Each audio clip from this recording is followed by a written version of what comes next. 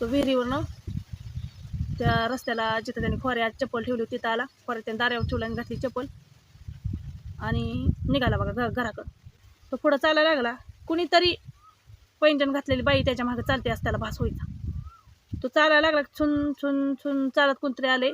10 फुटावर जवळ आल्यावर त्याला असं वाटायचं. मागं बघितला, काय नसायचं. असं थोडा वेळ चालला की थोड्या वेळाने आवाज बंद झाला आणि रडायचा आवाज यायला लागला. आणि रडत रडत म्हणायचा, ती महिला होती जिचा आवाज यायचा, ती रडत रडत म्हणायची, माझ्या दिनूला माझ्याकडे घेऊन या. चालायचं बंद केलं नाही की हा चालतच राहिला. की आवाज रडायचा बंद झाला. मला बरं झालं आता. की पुन्हा अजून मोठ्याने किंकाळण्याचा आवाज यायला लागला. आणि मागं बघितलं वळून तर अक्षरशः 10 फुटावर एक बाई होती. काळी साडी होती, तिला काय अंधारात त्याला काय साडी दिसली नाही आणि तिला मुंडकं नव्हतं त्या बाईला. फक्त खांद्यापासून खाली बाई होती.